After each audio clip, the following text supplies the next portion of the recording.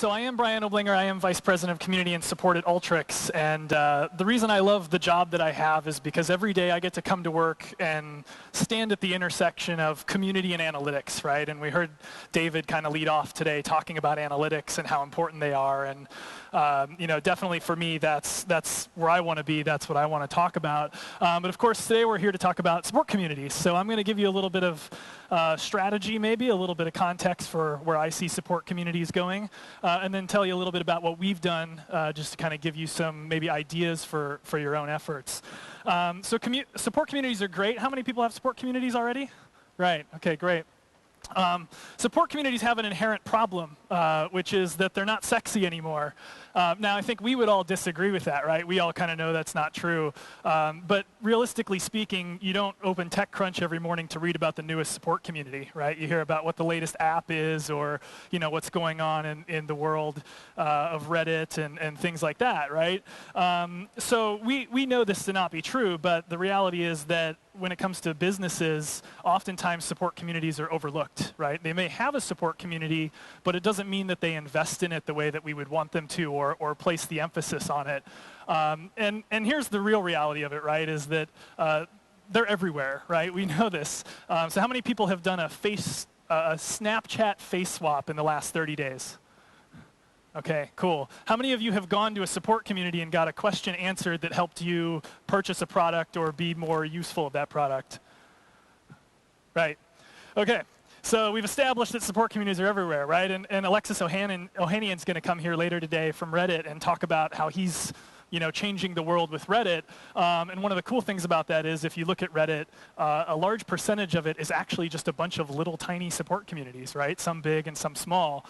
So these are still very, very relevant. And these are things that we want to capitalize on and realize that this is an avenue that a lot of businesses should be taking, not the new shiny app or something like that. Let's invest in something we know works and we have 20 years worth of experience in building. And to that end, we know this too, right? We know from all the studies that are out there that support communities have awesome ROI. And so a lot of people ask me, Brian, how do I, convince my CEO or convince my company that this is something we should do and something we should invest heavily in? And my answer is to make it rain. So, the reality is that we have to, as a business, figure out what's more valuable to us, right? A couple of customers interacting with us on Snapchat, or having a large support community where people get answers. Now, depending on your business, it may be the Snapchat, right? I'm not saying that's not viable, but I think for a lot of companies, this is a great place to start, and somewhere that we really want to look to, kind of get our efforts going. To that end, I think it's time to evolve what we do from a support community perspective, right? So we've all spent 20 years doing this. It's great. We've built awesome communities. They're fantastic. But one of the things that we tend to do, especially in companies where we are just starting a support community for the first time, is we ask the question, well, why are we doing it? And the answer inevitably is deflection. Right? Deflection's the answer. It's everything we're going to do. And that's okay, right? That's a good goal to have. But realistically, when we say that as a business or to our business, we kind of put ourselves in a box, right? If that's the only thing that we're reaching for is to, deflect some support tickets, then we haven't really given ourselves a lot of space to operate in and build a great community, right? And so in that methodology, some of you are probably familiar with this, right? We kind of throw up something. We call it a community. Maybe it's just a knowledge base, but we call it a community. We have very few resources, right? Who's the very few resources people out there? Yeah, right, problem. And then their whole reason for existing is, well, if you can siphon off, a 0.5% of our support tickets, and great, you're doing an awesome job, and go back to the basement. My contention is that deflection is not a strategy, it's a KPI, right? It's a product of all the work we put in building a great community. And so I'm going to talk a little bit about what that looks like at Ultrix, but hopefully, have you go out into the world and realize that, we want to do something bigger and better, not just, the deflection methodology. The last thing I would say about deflection before I move on is that deflection is kind of a terrible word. So I always think, we always hear about how we want businesses to, be transparent and tell us what they mean and communicate with us in interesting ways. Imagine getting a survey from your favorite company that said, on a scale from 1 to 10, how well do you feel we deflected your issue? Yeah. So my proposition is that, mentally and the way that we operate, we move to more of a connection methodology, right? And this isn't new. We talk about this every year here in the community industry. But when we think about support communities, our goal should be more, how do we connect people to the right answers faster, right? To the point of the folks that presented before me. And that's really where we want to go with things. So in more of a connection methodology, it's about building a vibrant community, right? If we invest in it, and really the thinking that it's not about us, it's about them. And if we build something for them where they can, create relationships, maybe get the support that they need, things are going to be great. And again, we know this, right? We know that customers that are connected, they're more loyal, they buy more, they advocate for us more. All of that is what you really want to get to. And if you do that well, the deflection in the ROI will come, I promise you. So just a final comparison here before I kind of talk about what we've done. When you put your community strategy, all of your eggs in the deflection basket, this is kind of what you end up with, right? Community's this little thing, and we, put it off over in the corner, and it's just not really well resourced. But when you think about your community being something that's really in the DNA and the fabric of your company and what you're trying to do, then community becomes something entirely different, right? It becomes sort of the engine of what you do. And convincing your company, I know, is a hard thing to do sometimes.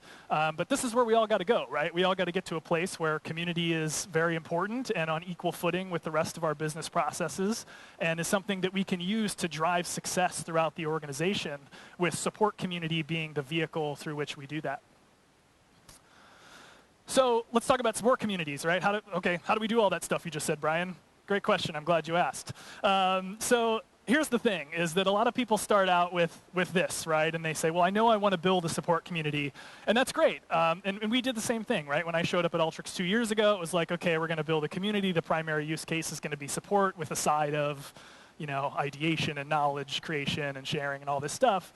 But what a lot of people fail to do is kind of the second word there, which is, let's just build a community first.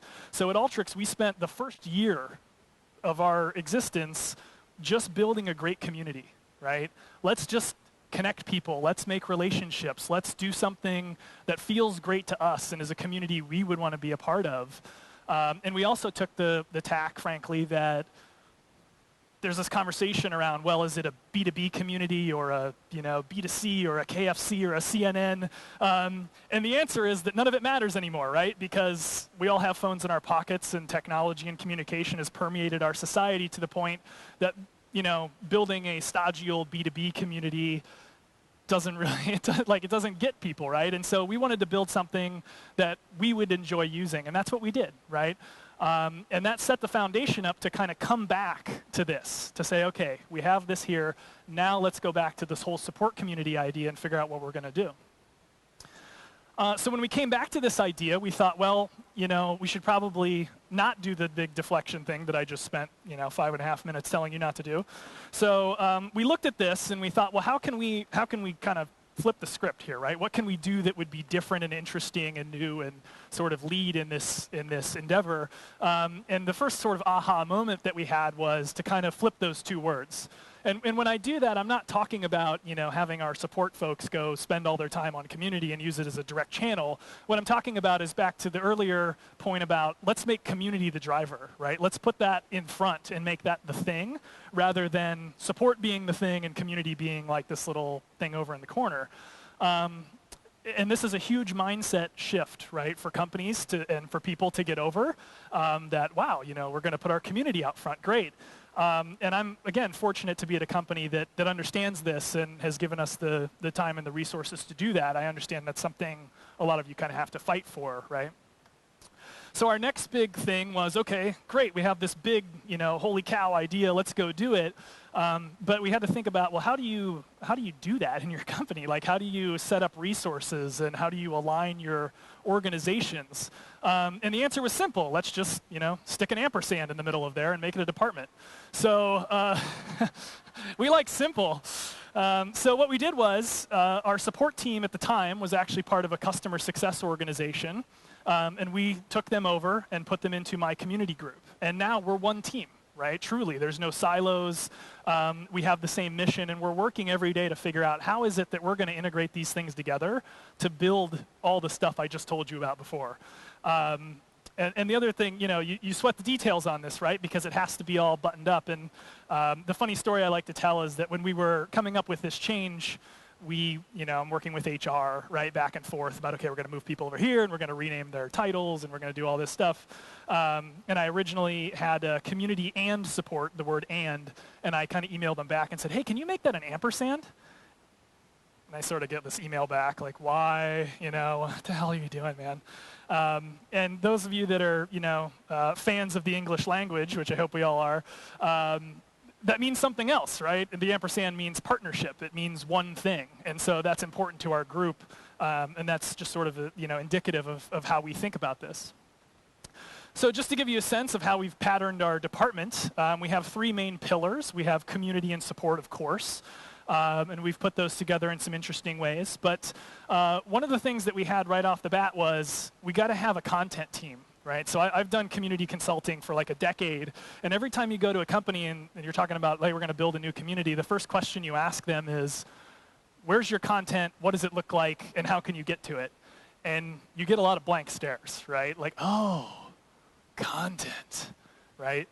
At Alteryx, we had the reverse problem, which is we have a ton of great content, truly, but it's just all over the place. And so the thing we realized right off the bat was we really need a way to sort of synthesize all that and flow that back and forth, right? And so we created this content group, and their job all day long is to sort of take the great things that are happening in community and the great things that are happening in support and sort of synthesize those together, because when they're in those silos, they don't help you much, right? You kind of have to have the back and forth. And they do this very well. And so this has been a huge key for us and something I can definitely recommend to anybody out there that's either building a new community or you're looking to kind of up your game a little bit, is having all of this as one ecosystem in a department that reports directly to the CEO gets you a lot faster to your goals and to what you're trying to do with a support community.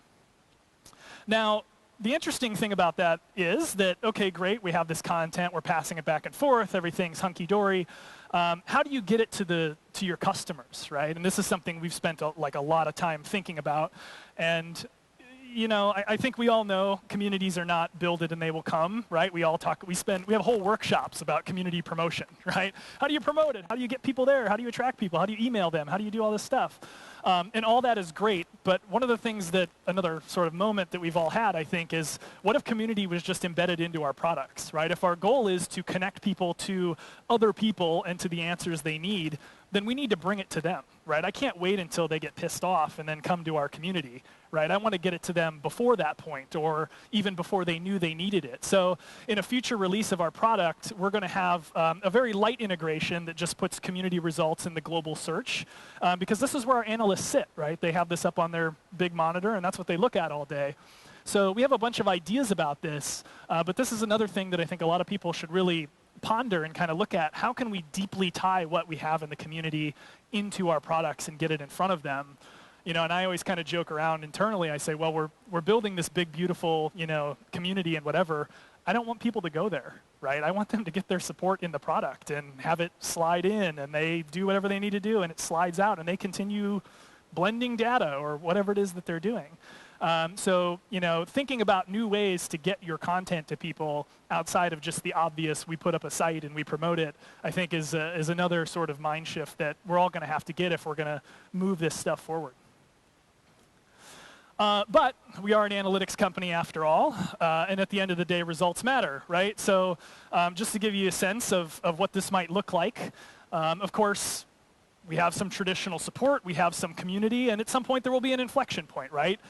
If we do all the things that I've said and we succeed in getting people interested in using the community as an avenue before they try to go to our traditional support, then we'll win, right? It's as simple as that. But what this ultimately means is no matter how someone decides to contact us, it should be easier to service them, right? The effort should just realistically go down, because if they hit us on community, they're going to get the benefits of that and everything that we've shoved over to community from our support team. And if they hit us in support, then they're going to get the benefit of all the content from community, right? They're going to get a link to 5 articles, and here's all this other stuff your peers are doing. And so hitting that inflection point, I think, is the thing that we all need to focus on, right? And move this forward as a business process. And then you get to the ROI and the deflection and all these things that we've talked about. The other key point I would make on this particular area is that it can't just be my community team doing this, or just the community and support team. It has to be a whole company effort, right? So we've really rallied our whole company around, how can we do this? How can we build new things? How can we share content? How can we excite people? And you'll see a lot of that kind of manifesting itself in our community if you go check it out. And one of the things we've done, and I just love this, I didn't come up with this term, but I just love it, is my team calls it community service, right? Which is to say that we take our employees and we kind of say, hey, what are you interested in? And maybe you could spend some of your time each week writing a blog or creating some knowledge articles or just being in the community and learning about it. And that way we're teaching an entire organization of people like what this is and why we're doing it and how they can get involved. And that too may be a very difficult change to make in your organization, but it's a worthy one if you can convince the powers that be to allow you to do that, because then everybody gets it, right? It's not just someone off on the side doing their own thing. It's the whole company understanding this is what we're doing, this is how we're going to service our customers. And frankly, when we do that, everybody wins, right? Everybody wins, especially customers. And that's the thing, right? Is all of this is really fantastic, but customers don't care about this, right? They just want the right answer. And that's our goal, is to get them to that. So for me, these are what I call the 4 S's of what we're trying to do. Obviously, we have to satisfy our customers. That's the first thing. And that's a delicate balance, especially when you're switching over people that used to primarily hit us on traditional channels, let's say, over to a community sort of environment. They need a little more hand-holding, and you have to be very delicate, right, about how you do that. But you can do it, and you can keep them satisfied, and that's a worthy endeavor as well. It has to be scalable for them and us. A lot of times people talk about scalability in terms of their company. I think it has to be scalable in terms of our company, but also in terms of users. Is this something that they can grow with, that they can learn around, right? That really helps them use our products better and all these kinds of things. And then, of course, sustainability, right? Can I keep us in business with whatever model that I've come up with? And part of the answer is yes, because we have the ROI to prove that the community is driving the needs of our customers as we should. And if we do all that, then we're going to get to success, and we can quote some crazy deflection number and feel good about it and put it in a white paper. But really, for me, it's about these things here. So 5 takeaways just to wrap up for you. Support communities, again, they're out there. We need to remember they're out there, and they're still extremely viable, right? And not get down on the fact that they're not the cool, new, sexy thing. All of us know that, but we need to find better ways to sort of get into our organizations, right? And explain to them why this is important and sell it to them, to David's point earlier about, proving the ROI. Focus on connecting people to the right answers. That's always the right answer, right? If you do that and you do it well, usually everything else falls in line. You have to instill the mindset that community content and support are one thing. They're not 3 things. They're not 3 line items in a budget. They're not 3 different departments and 2 different organizations. It's all one thing. And the sooner that we all wrap our heads around that and organize our companies in this way, the better off we're all going to be. You got to build a department around it, right? It's not enough just to say it. You got to go do it, right? You got to build a department, and you got to get the right people to do that, which is the other trick. And don't wait for customers to come to your community, right? Make sure that you get it get it to them in some new ways. Maybe that's product integrations. Maybe it's other things. Maybe it's stuff we haven't even thought of yet or haven't invented, and that's fine. But we really need to kind of have that mindset that just doing the same old is really not good enough anymore, and we need to really work hard to make sure we're delivering the value that we've promised. So those are my 5 takeaways. But before I leave you, I do have what I like to call the big secret. Does anyone want to know what the big secret is? Right on. So I just said a whole bunch of stuff, right? But the truth of the matter is that what you really have to do, if you take nothing away from this, is that coming up with a great strategy and building a department and all these things are awesome, but you got to have the people, right? If you don't have the people, and that manifests itself in a couple of ways, right? You have to have, first of all, the backing of your company to go hire a team. And then when you hire, you have to have the right people. Now, I know this room is full of those right people, but sometimes this is a challenge, right? We have to get people to understand what the challenges are, how to drive it, how to measure it, and ultimately have a big vision around this stuff. And I'm fortunate enough to have, this is my leadership team for our community and support organization. There's 25-ish more people that do the work every day. And this is really the key to it, right? So if you're looking to drive this kind of change in your organization, you have to have the backing of the company, but you also have to go out and hire a team and get people that know what they're doing. I think all of you are those people, but this is another place that we have to go, right? Community and support can no longer just be this department where there's, 2 people doing it or 1 person doing it, off in the corner. This has to be a whole business effort and a large enough team to actually support all these big, ambitious things that we've all described. So that's what I have. Thank you guys so much for coming, and going to stick around for the QA here.